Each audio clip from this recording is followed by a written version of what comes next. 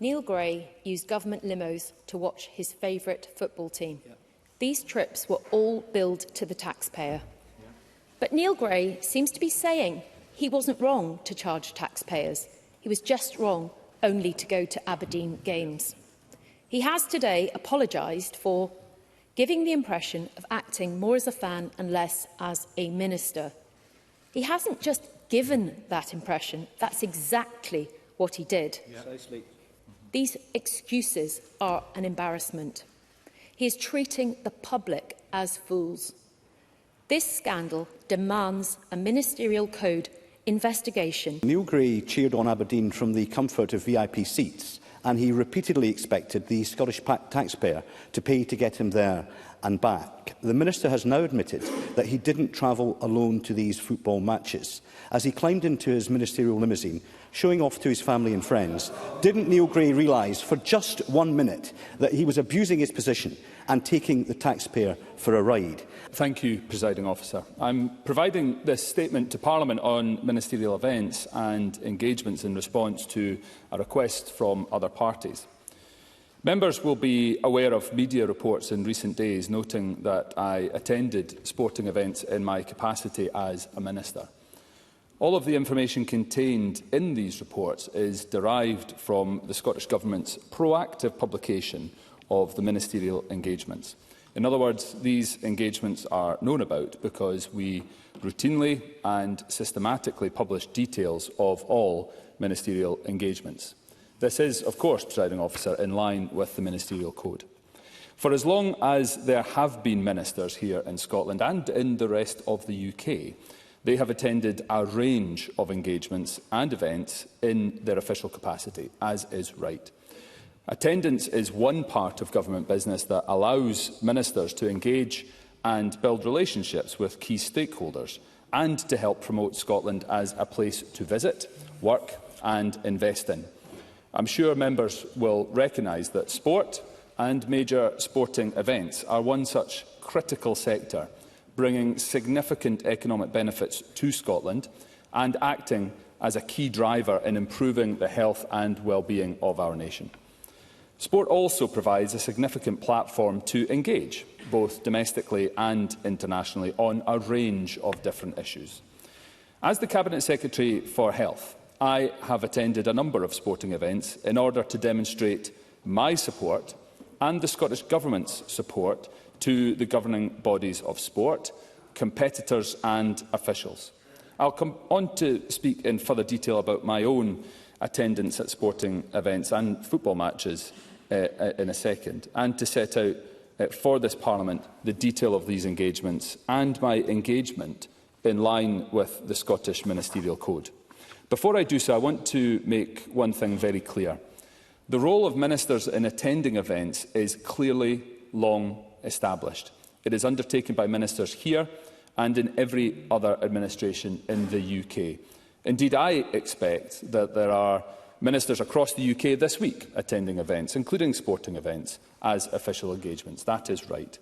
I point this out to make crystal clear that attendance at such events is legitimate.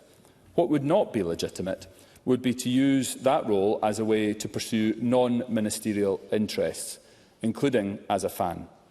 It is a matter of regret to me, Presiding Officer, by attending 4 Aberdeen games that I have given the impression of acting more as a fan and less as a minister. I did, of course, attend other football games, Scotland men's teams games, and other sporting events. But when it comes to domestic football, I should have ensured I went to see teams other than Aberdeen. It was not planned that way, but I should not have allowed that situation to develop. I should have made sure that I attended a wider range of games and not just Aberdeen, and I apologise for my error. Presiding Officer, it is a well-established and recognised rule, as set out in the Scottish Ministerial Code, that ministers should not accept any gifts, hospitality or services from anyone that would or might reasonably appear to place them under any obligation to people or organisations. This is, as the Code also sets out, primarily a matter of judgment for ministers who are personally responsible for deciding how to act and conduct themselves in light of the Code, and for justifying their actions and conduct to Parliament and to the public. It is on this basis that I was happy to accept the opposition party's calls for a statement on these matters today, and to take the opportunity to set out clearly the full facts of my own attendance at sporting events, in line not only with my ministerial responsibilities, but obligations incumbent on me as set out in the Ministerial Code.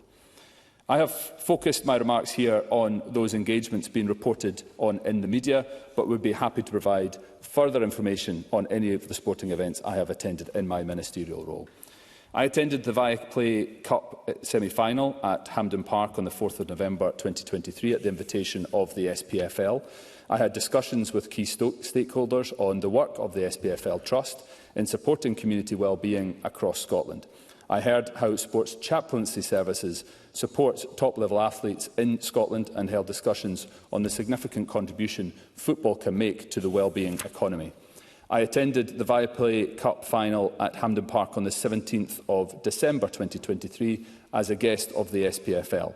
I engaged in discussions with key stakeholders relating to the issue of pyrotechnics at football matches, planning for the European Championships in Germany, and potential opportunities for business engagement, and again on how football can continue to support community well-being, both through participation and through engagement with those in the surrounding communities, particularly around the festive holidays. I attended the Scottish Cup semi-final at Hampden Park on the 20th of April 2024 at the invitation of the Scottish FA. I had a detailed discussion about investment into the sport, particularly at grassroots level, and the impact which football clubs can have as anchor organisations in their local communities, delivering a wide range of social benefits. I attended a football match at Pittodrie in Aberdeen on the 15th of May 2024 as a guest of the Aberdeen Community Trust. This was part of a wider programme of events that day in Aberdeen to coincide with Mental Health Awareness Week, which included the announcement by me of new funding for the new Changing Rooms Extra Time programme, a mental health roundtable meeting, a meeting with mental health charity Sam H, a roundtable meeting with the SPFL Trust, and a visit to St Macha Academy. As is noted, each of these engagements provided key opportunities to speak with and hear from key stakeholders. A number of substantive discussions have been held, for example, around our ongoing work to increase investment into grassroots sport, on the wider social benefits that clubs can bring to local communities, and how sporting events can help attract business investment. In addition to these Aberdeen games, and for completeness, Presiding Officer, I attended the Scotland versus Norway match at Hampden in November 2023, the World Indoor Athletics in Glasgow also in March this year, the Open Golf Championship in Troon in July this year, and the Scotland-Portugal game at Hampden last month. Whilst not all ministerial events attended will involve meetings that are minuted, there is a summary note available of topics covered during discussions at the majority of these engagements being reported on, as aligned to obligations at 4.23 and 4.24 within the Ministerial Code, to ensure that discussions relating to government business are appropriately recorded. Ministers attending events in a ministerial capacity use government transport. In planning travel, all ministers adhere to a set of guiding principles set out in the Ministerial Code around propriety, efficient use of resources, cost consciousness and security. All travel arrangements for ministers are made in line with corporate travel policy and government car service guidance. On occasion, and depending on the nature of an official ministerial visit, guests, including family members, are allowed to attend. However, this is generally at no cost to the taxpayer. For completeness, Presiding Officer, I was joined at 6 football matches, including Scotland games, by a family member or guest. They travelled with me, but this did not come at any additional cost to the taxpayer. Presiding Officer, I hope the detail I have provided here assures colleagues that all my engagements always are official ministerial business.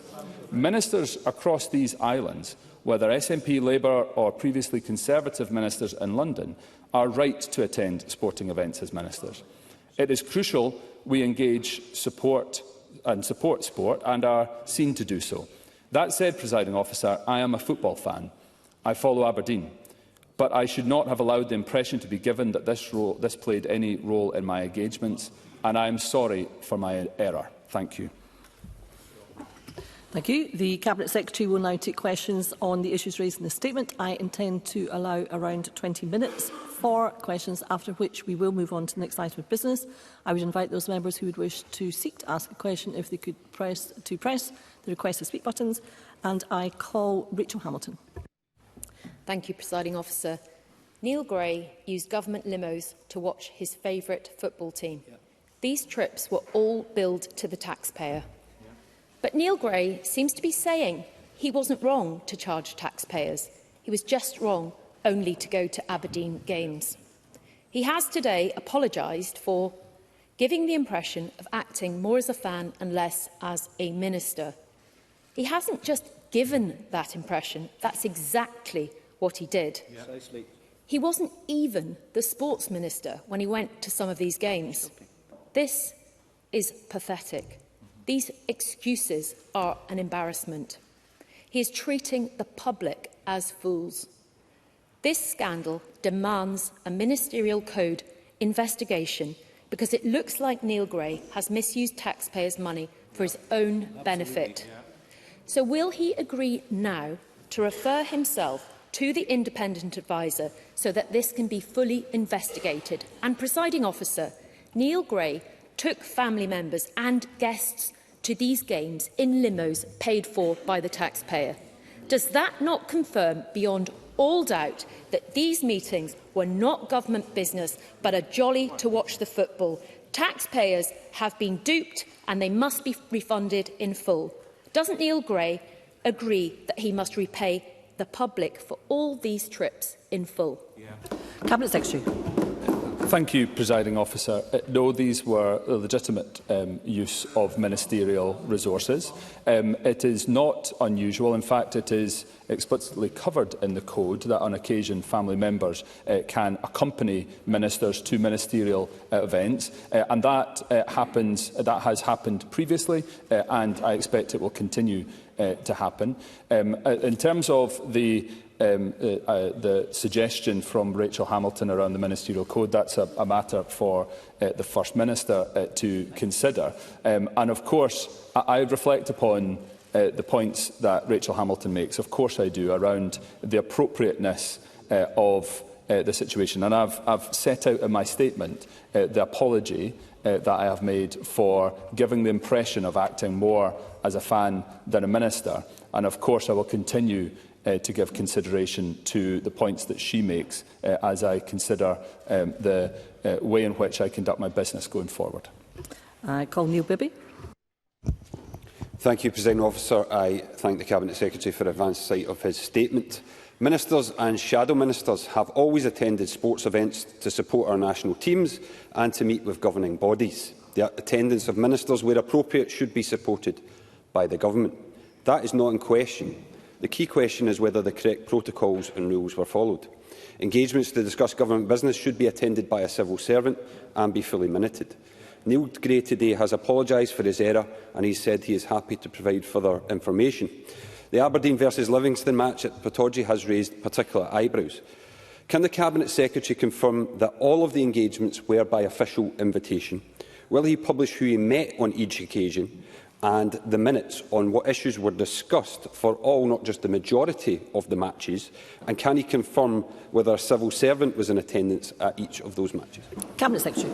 Thank you. I thank Neil Bibby for his question and for outlining the principle of ministers, both here, past, present and future, at attending sporting events, cultural events, business events, as ministers and MSPs will do.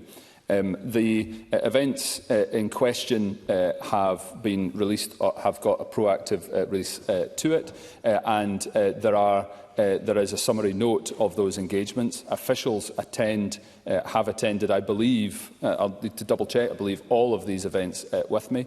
and there will be a note available in terms of what was discussed, as I've set out in my statement.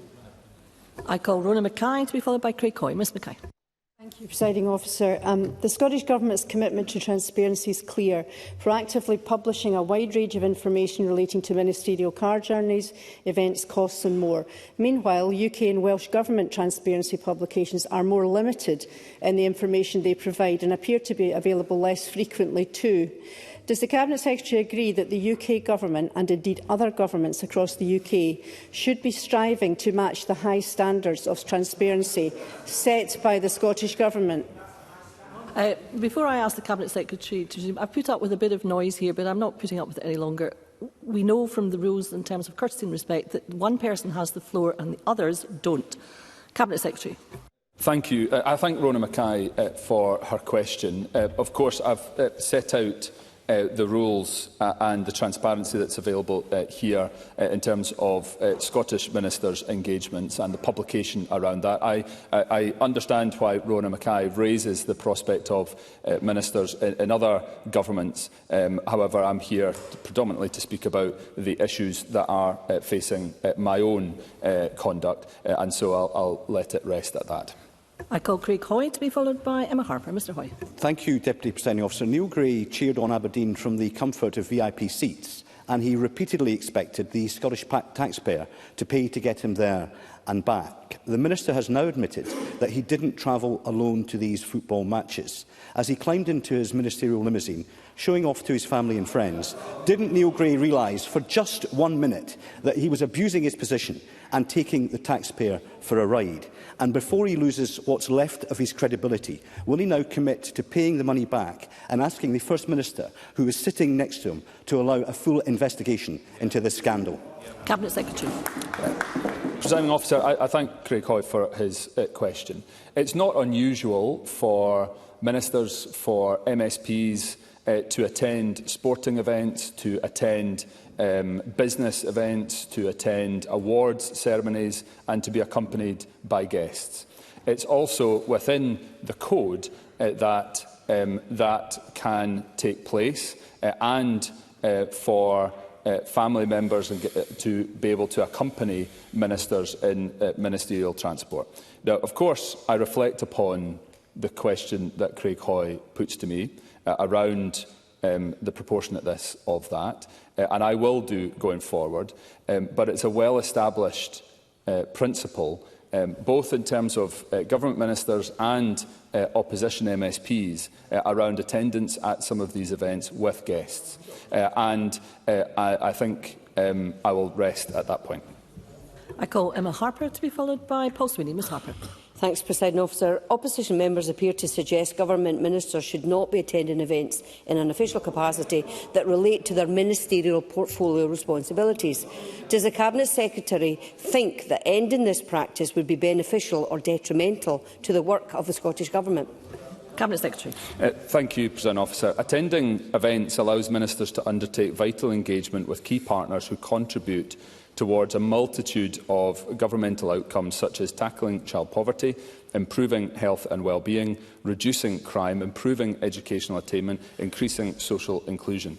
Without forming these relationships, we would be unable to work with partners like the football authorities to tackle some of our most difficult societal challenges, such as racism, sectarianism, homophobia, disorder and misuse of pyrotechnics. Only with genuine partnership and frequent engagement can we hope to make progress on these issues. I call Paul Swinney to be followed by Emma Roddick. Mr Swinney. Thank you, Deputy Presiding Officer. The Cabinet Secretary clearly wasn't keen on joining the infamously long queues at Mount Florida train station after these fixtures due to the totally inadequate train service to Glasgow Central. So what efforts is the Scottish Government taking to improve public transport links to the National Stadium for those who do not have the benefit of a chauffeured ministerial car? Cabinet Secretary. So I am very well aware of the queues at Mount Florida. I have experienced those, like Paul Swinney, and I'm more than happy to take up a discussion with him around the travel arrangements around major events such as sporting events at Hampden. I call Emma Roddick to be followed by Patrick Harvey. Ms Roddick. Thank you, Presiding Officer. Can the Cabinet Secretary confirm that the Scottish Government will only approve use of government cars for what is official business? Cabinet Secretary. Yes, Presiding Officer, civil servants rightly will not and are simply not permitted to organise government cars for anything other than government business. I call Patrick Harvey to be followed by Liam MacArthur. Mr Harvey. Presiding Officer, most of the Cabinet Secretary's statement talks about which football matches he attended rather than how he got there. Can I be clear that if he'd attended all of these matches and travelled by bus, I wouldn't have the slightest problem with it, and I don't think most people would either. Isn't the real issue here that a great many ministers do treat chauffeur-driven cars as the default expectation? My experience is that you can get about without relying on them except in exceptional circumstances. There does need to be a government car service, but will the government review it to ensure that ministers always choose the most sustainable and affordable option? Cabinet Secretary. Patrick Harvey is absolutely right that ministerial cars need to be used for appropriate business. And I respect the position that Patrick Harvey comes at this from. I conduct a great many meetings. In fact, it's a rarity that I will be in a government car where I'm not conducting government business as part of the journey in the car. I'm conducting meetings, I am meeting with officials, I'm meeting with others, as well as phone calls. So there is a need. The well-established principle of the need for government cars is there, but I respect the position that Patrick Harvey takes in terms of the position that he has taken in the past as a minister. I call Liam MacArthur to be followed by Claire Hockey. Mr MacArthur. Thank you. I acknowledge the Cabinet Secretary has offered an apology, which I think suggests he recognises that this does not look good. It's crucial, as he says, that ministers are able to engage with a wide variety of stakeholders in a wide variety of ways. It's important too, obviously, that public perceptions of impartiality are not, as in this case, found to be, I think, let down. So this may be more of a question for the First Minister sat next to the Cabinet Secretary, but does he believe that there's perhaps a need for more detailed guidance about ministerial attendance at events to help prevent any appearance of inappropriateness or indeed bias? Cabinet Secretary. I thank Liam MacArthur for his question. I've already said in light of my statement, of course, I'm going to reflect upon the events that I attend. I will not stop attending sporting events or cultural events, business engagements, awards dinners, these types of things that Liam MacArthur raises. And it is a matter for the First Minister in terms of the ministerial code, and it's something that I know he's reflecting on. I call Claire Hockey to be followed by Annie Wells. Ms Hockey. Thank you. Can the Cabinet Secretary outline to Parliament the criteria for the use of government car service by ministers and Cabinet Secretaries? Cabinet Secretary. Yes, the criteria for use of government car service is well established. I've already set out in response to Emma Roddick that they can only be used, they will only be sanctioned by civil servants for the participation in government business. I call Annie Wells to be followed by Fulton McGregor. Thank you, Presiding Officer. My question is more for a point of clarity from the Minister's statement. During his statement, the Cabinet Secretary said he attended 6 games with a family member, but in the written copy of the statement it says 5, and I just wondered whether it was 6 or 5, or if you found one in the last hour, if it was just a typo. Thank you. Cabinet Secretary. For the completeness, it is 6, and that was me looking back again at the record on the proactive release. It is 6. I call Fulton McGregor to be followed by Stephen Kerr. Mr McGregor. Thanks, Presiding Officer. It seems that some opposition members are suggesting that government ministers should not be attending events in an official capacity. Said some. Can the Cabinet Secretary advise whether any of the opposition parties have come forward with proposals as to how and why they should be limited? Because most of the questions today haven't provided that, with the exception of Liam MacArthur. Cabinet Secretary. Thank you. I thank Philip McGregor for his question. I think it's clear, because I've been at some of these engagements where opposition members have been present, that there is a recognition across the chamber, I hope, of the importance of supporting sporting, cultural and other events that are critical to the fabric of our society. I'm clearly not here to talk about others. I'm here to reflect upon my own decision-making, and for that I have offered an apology and will continue to reflect on ensuring that, in light of the question from Liam MacArthur in particular, that I am conscious of how the decisions that are taken appear both within this place but also to the public. I call Stephen Kerr to be followed by Douglas Lumsden. Mr Kerr. Thank you, Presiding Officer. Just for the avoidance of any doubt, no one is calling on ministers not to attend events such as the events that we're describing. But this is a mess entirely of Neil Gray's making. It says very clearly in the Scottish Ministerial Code, ministers must be satisfied that their travel arrangements could be defended in public. That's the problem here. These travel arrangements are not sustainable.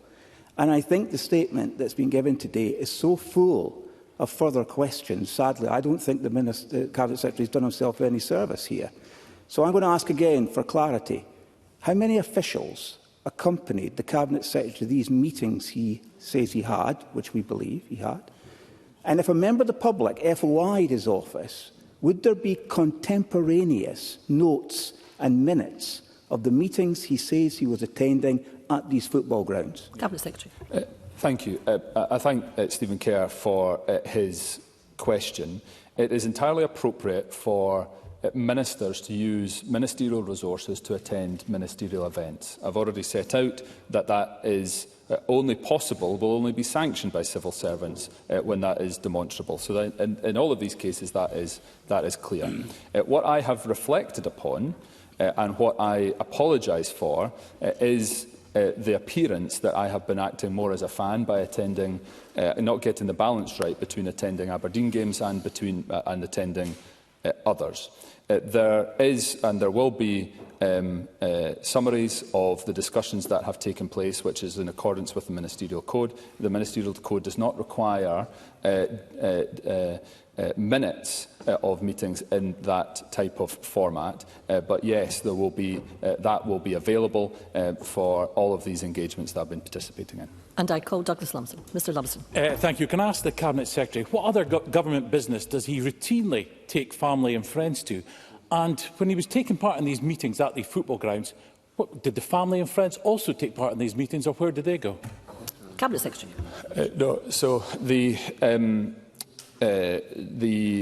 it's normal and custom, and I have attended many events where other MSPs have guests with them. That is normal for events such as these, sporting events, for business events, awards ceremonies, cultural events, and it is also in order for them to travel on occasion, as has happened in the past, as will continue in ministerial transport. What is clear in the Ministerial Code is that when those occasions happen and when guests are with us, we must make sure that it's clear who is and who is not part of the ministerial party, and that has always been clear. Thank you, Cabinet Secretary. That concludes the statement, and